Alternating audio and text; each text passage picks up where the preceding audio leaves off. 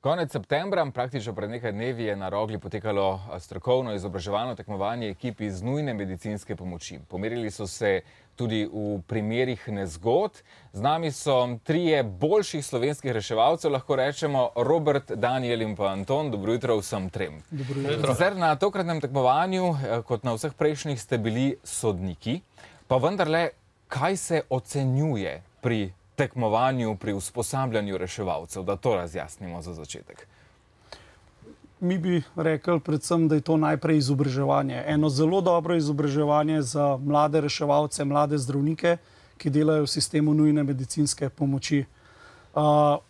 Drugo je pa pol tudi tekmovanje, ki da pa še dodatno čar celi zadevi.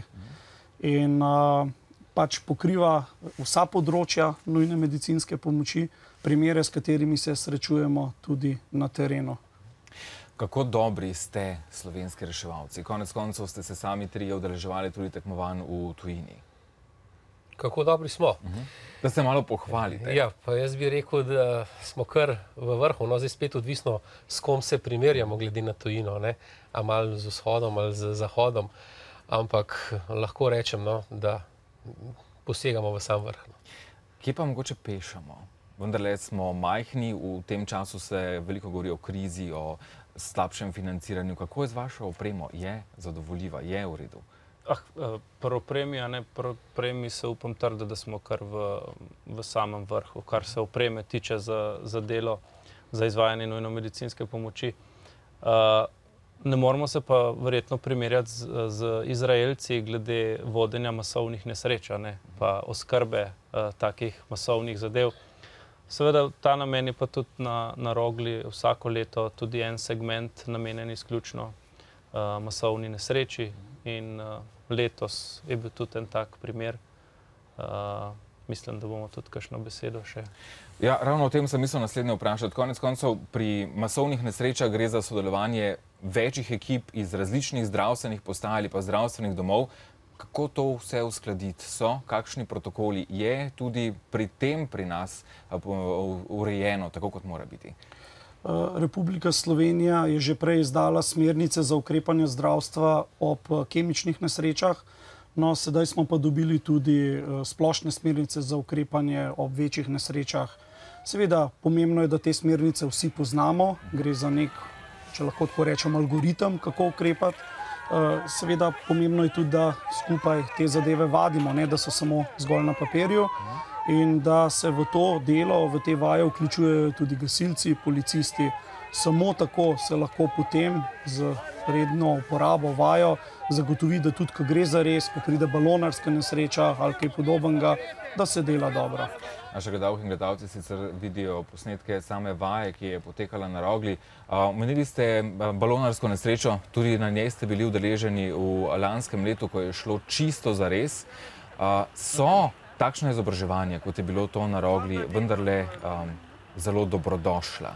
Ja, sigurno, no, tukaj bi jaz povedal, jaz sem bil v tej prvi ekipi, ki je prišla na kraj te balonarske nesreče in sigurno izkušnja iz teh treningov ali pa vaj, kakor hočete, je zelo pomagala, da je organizacija sama hitreje stekla.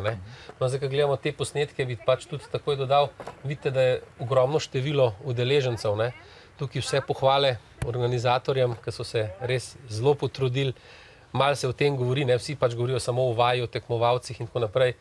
Še enkrat, vsaka čast organizatorjem, ker oni dejansko celo leto živijo s pripravo te Rogle in se že zdaj pripravljajo za naslednje leto. Reševalci ste, kot je bilo rečeno, ponavadi prvi na mestu prometne nesreče, takšne ali drugačne nesreče. Vaše delo je konstanten stres, lahko rečemo, po svoje ste tudi angeli, ker potegnete nazaj iz tunela, če tako rečemo. Kako ljudje dojemajo reševalce? Ja, čisto različno. Tukaj smo vsi trije z ogromno let dela na terenu, tako da se srečujemo in smo se srečevali z ljudmi, ki nas resnično samo komaj čakajo. Večina tistih, ki trpijo, nas komaj čakajo, da se razumemo. Ampak tisti, ki so pa seveda kdaj vpleteni, konkretno čustveno v to zadevo, odreagirajo tako, kot pač odreagirajo takrat, ko jim nekdo umira, bližnji trpi, a ne. To je popolnoma razumljivo, ampak najbolj smo pa razočarani in nas skrbi pa za vse tiste mlade, ki se pa znajdejo zraven z mobiteli, z ne vem kakšnimi kamercami, mini, snemajo, provocirajo, dejansko slišimo vse sorte, grožnje, žaljenje, ja. Za te nas pa res skrbi, to pa res ne vemo, kam gre to lahko, kako je to lahko še huje. Videvamo vas običajno ali pa najpogosteje na cestah, tu nekako delujete najbolj na očeh javnosti, pa vendarle, sploh na avtocestah se je v zadnjih letih veliko opozarjalo, da naj ljudje vendarle dajo prostor intervencijskim vozilom.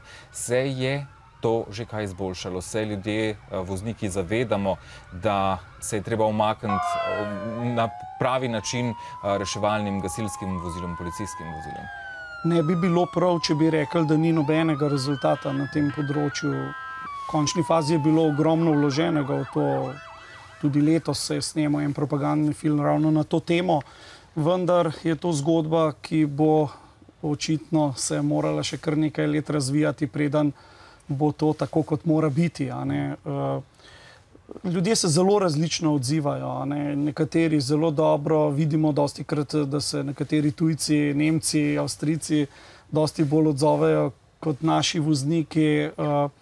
In tudi naši vozniki, mislim, da se včasih že kar lepo odzovejo, se umaknejo, vendar je dovolj, da nekdo svojo vlogo razume napačno in potem naredi celo zmedo na cesti in nam zapre dovoz do tistih, ki nas potrebujejo. Slovenci smo tudi hribolazci. Kako je z opremo za reševanje hribolazcev, ki običajno niso ravno prav opremljeni? Ja, to je bolj domena gorske reševalne službe, no. V Sloveniji je tle pač tako, da oni niso organizirani kot profesionalci, ne. So pa zelo izurjeni in zelo dobro opremljeni in pa uporabljajo pač za svoje intervencije tudi helikoptera, ne, kdaj pač policijski, kdaj vojaški. Zdaj, kako je pa s helikoptersko službo, to je pa druga zgodba. Kako, ali pa bolje rečeno, kaj še pričakujete slovenski reševalci? Kje naj vam država stopi na poti, da bo vaše delo lažje, predvsem pa tudi učinkovitejše? Ja, jaz mislim, da se tukaj vsi lahko strinjamo, da največji deficit je ravno v izobraževanju, ne.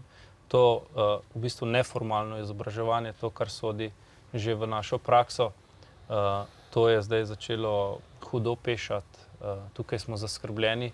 Vsi trije se tudi veliko ukvarjamo z izobraževanjem kolegov in tudi drugih institucij, tako da tukaj je treba nekaj narediti. Tukaj enostavno bo prišlo od delodajalca samo to, da pač bo od tebe pričakovano, da boš znal, kje boš to dobil, kako boš do tega prišel, pa ne vem. Je pa zelo pohvalno, da je pa Ministrstvo za zdravje, ko smo že govorili o Rogli, to izobraževanje, tekmovanje prepoznalo kot nekaj zelo koristnega in je cel dogodek izdatno podprlo. Tako da poleg tistih naporov, ki jih je organizator vložil v celo zadevo, seveda žal vemo, da brez sredstev tudi ne gre, no tukaj se pa Ministrstvo za zdravje izkazalo in nas je podprlo in upamo, da bo to tako tudi v prihodnje ostalo. Pa tudi SZUM, ne? Ja, Slovensko združenje za urgentno medicino, sekcija reševalcev v zdravstvu. Prepoznavajo potrebnost in pravilnost takšnega projekta. In so tudi vsi soorganizatorji pri celi zadevi. Uspešno delo še naprej, dovolj izobraževanj, predvsem pa čim manj nesreč, da bo čim manj dela tam, kjer pa bodite angeli še naprej. Hvala lepa.